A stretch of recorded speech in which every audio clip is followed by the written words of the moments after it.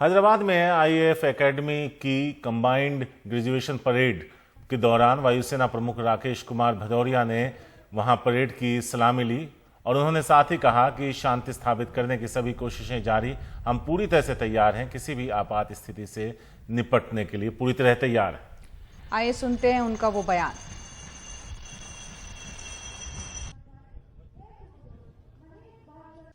The development at the LAC in Ladakh is a small snapshot of what we are required to handle at short notice.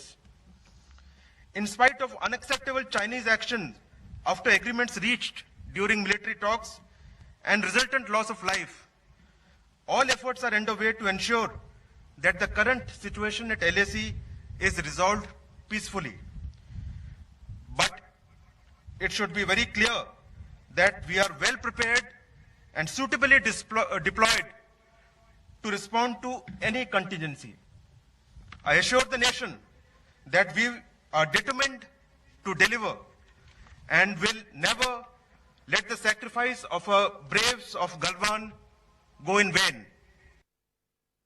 तो यहाँ पर आपने वायुसेना प्रमुख को सुना, राकेश कुमार भदौरिया, जो साफ तौर पर कह रहे थे कि हम पूरी तरह से तैयार हैं किसी भी आपात स्थिति के लिए निपटने के लिए और सैनिकों का ये जो बलिदान है वो व्यर्थ नहीं जाने देंगे। यहाँ पर उन्होंने सीधे सीधे चीन का भी नाम लिया है और ये कहा है कि चीन की गतिविधियों द्वारा जो भी जाने गई, उसके बाद जिस तरह से इस मसले को शांतिपूर्ण तरीके से सुलझाने की उम्मीद की जा रही है, उसे लेकर हम आशान्वित हैं। लेकिन ये भी साफ होना चाहिए कि हम किसी भी चुनौती से निपटने के लिए एकदम तैयार हैं। मैं देश को भरोसा दिलाना चाहता हूं, वायुसेना प्रमुख ने कहा कि हम पीछे नहीं हटेंगे और हमारे जाबाजों ने जो बलिदान दिया है उसको व्यर्थ नहीं जाने देंगे। वहीं वायुसेना प्रमुख ने यह भी कहा कि शहीद कर्नल संतोष बाबू सहित सभी जवानों को उनकी तरफ से श्रद्धांजलि, उन्होंने शहीद हुए जवानों को श्रद्धांजलि भी दी। इस परेड का आयोजन किया गया था जहां एयर चीफ ने ये सारी बातें कही है। उन्होंने कहा है कि शांति स्थापित करने की सभी कोशिशें की जा रही है, हम पूरी तरह से तैयार हैं, किसी भी आपात स्थिति के लिए पूरी तरह से तैयार, सैनिकों का बलिदान व्यर्थ नहीं जाने देंगे।